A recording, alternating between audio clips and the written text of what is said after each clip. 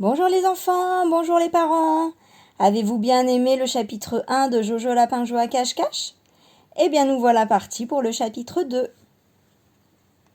Les choux de Frère Ours ont des yeux. Maître Renard et Frère Ours revenaient ensemble du marché, portant chacun à leurs bras un gros panier plein de légumes.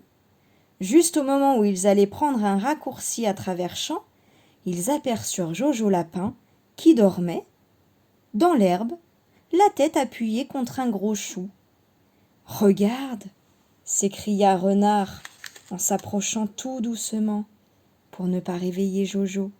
« Cette fois, nous le tenons, aussi sûr que 2 et 2 font 4. » Jojo Lapin ronflait doucement.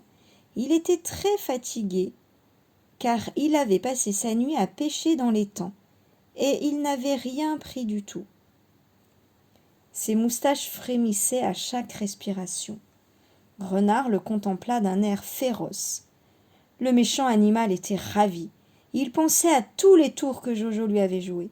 Ce serait fini maintenant. Jojo était pris, et bien pris. Renard l'attrapa par les 2 oreilles et le laissa se tortiller tout tremblant pendant quelques secondes. « Que se passe-t-il » gémit Jojo, réveillé en sursaut et d'une façon peu agréable. « Rien, rien, » dit Renard. Il fit alors entrer Jojo dans la grande poche de son manteau, qu'il ferma avec sa patte. « Je te tiens enfin, voilà tout, mon pauvre Jojo. Tu n'aurais pas dû te prélasser au soleil dans un endroit où tout le monde pouvait te voir. »« Renard, il fait trop chaud dans ta poche. J'étouffe. Laisse-moi un peu respirer. »« Tu vas rester là-dedans et ne pas m'ennuyer, » répliqua Renard. Il ramassa alors son panier de légumes et reprit son chemin, suivi de Frère Ours qui ricanait de son côté. Tous deux se félicitèrent d'avoir mis si facilement la patte sur leur ennemi de toujours. « Renard, renard, j'étouffe !» gémit encore le pauvre Jojo. « Laisse-moi passer un peu la tête dehors, seulement la tête. Je sens que je défaille. » « Cause toujours, mon lapin. Je ne t'ai que trop écouté. Cette fois, je ne veux même pas entendre ce que tu as à dire. Tu vas rester dans ma poche. Je te ramène chez moi, et ce soir, je ferai le meilleur dîner de toute ma vie. » Jojo ne dit plus rien. Il se contenta de s'installer le moins mal qu'il put et se mit à réfléchir. Bientôt, Renard arrivait devant sa porte. Il invita Frère Ours à boire un verre de sirop de miel.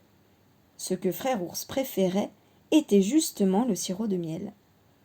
Il entra donc chez Renard et posa par terre son panier de légumes, tandis que son hôte faisait claquer sa porte.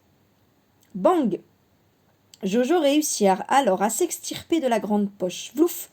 Il se mit à courir à toute vitesse tout autour de la pièce. « Tu peux courir, » lui cria Renard en éclatant de rire. « Les fenêtres sont bien fermées, la porte aussi. D'ailleurs, Frère Ours se tient devant pour t'empêcher de l'ouvrir si tu voulais essayer. Cours autant que tu veux et trouve-toi une cachette. Je saurai bien t'y découvrir dès que j'en aurai envie. » Jojo ne répondit rien. Il fila sous le lit de Renard et tira vers lui la descente de lit. Puis il la souleva et se glissa dessous.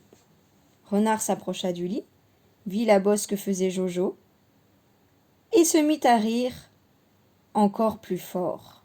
« Mon pauvre Jojo, tu n'es guère malin. Tu aurais pu te trouver une meilleure cachette. Je sais très bien où tu es, si tu crois que je ne vois pas la bosse que fait ma carpette. » Jojo continua à ne rien dire. Il resta où il était, sans bouger. Bientôt il entendit Renard verser du sirop de miel à Frère Ours. Alors Jojo souleva à nouveau la carpette et se glissa sans aucun bruit jusqu'à l'autre bout du lit. Il s'empara tout doucement des 2 grosses pantoufles de Maître Renard, les rapporta jusqu'à la carpette et les glissa à la place qu'il avait occupée. Cela faisait une grosse bosse, exactement comme si Jojo était toujours caché sous la descente de lit. Jojo commença à se sentir beaucoup mieux. Toujours sur la pointe des pattes, il se dirigea tranquillement vers le gros panier de Frère Ours. Les deux compères tournaient le dos au panier et ne pouvaient absolument pas voir ce qu'il était en train de faire. Il se glissa entre deux gros choux et resta là, sans plus bouger, que s'il avait été un chou lui-même. Frère Ours unit son verre, puis déclara qu'il allait s'en aller. Il se pencha pour soulever son panier de légumes qu'il plaça sur son épaule. « À demain, renard, merci pour cette délicieuse boisson. Attention, regarde donc ce que fait ce coquin de Jojo Lapin. Il sera bien capable d'essayer de s'échapper quand je vais ouvrir la porte, et alors, tu pourras dire adieu à ton dîner. » Maître Renard se mit à quatre pattes pour regarder sous le lit. Il vit la bosse que faisaient les pantoufles. « Tout va bien, dit-il. Jojo est toujours caché sous mon lit. » Jojo, dans le panier de Frère Ours, eut bien du mal à ne pas pouffer de rire. « À demain donc, fit Frère Ours. Il ouvrit précautionneusement la porte et la referma très vite. Eh bien, se dit-il en se mettant en route, cette fois, Renard a bien attrapé pour de bon ce coquin de lapin. Il prit le chemin de sa maison. Au fond du panier, Jojo poussa soudain un petit grognement. Étonné, Frère Ours s'arrêta. Il chercha des yeux autour de lui, ce qui avait bien pu grogner comme ça, mais il n'y avait personne. Jojo poussa alors un petit cri.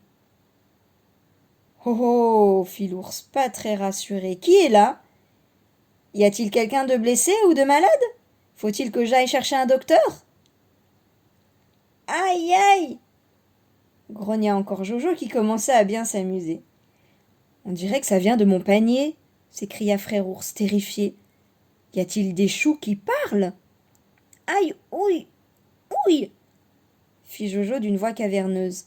« Pose-nous par terre, pose-nous par terre !»« Ce sont les choux !»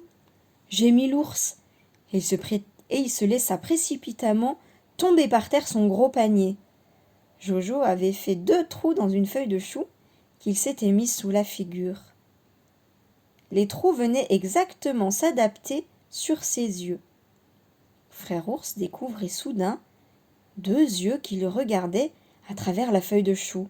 Il poussa un hurlement de sauvage. « Mes choux ont des yeux, mes choux ont des yeux, ils me regardent !» Laissant là le panier, il s'enfuit à toutes pattes sans même oser se retourner. Jojo n'eut plus qu'à descendre tranquillement du panier. Ah, il riait tellement que les larmes lui en venaient aux yeux. Il mangea la moitié d'un chou car il commençait à avoir faim. Prit puis le panier au bras, il partit gaiement chez lui en sifflotant.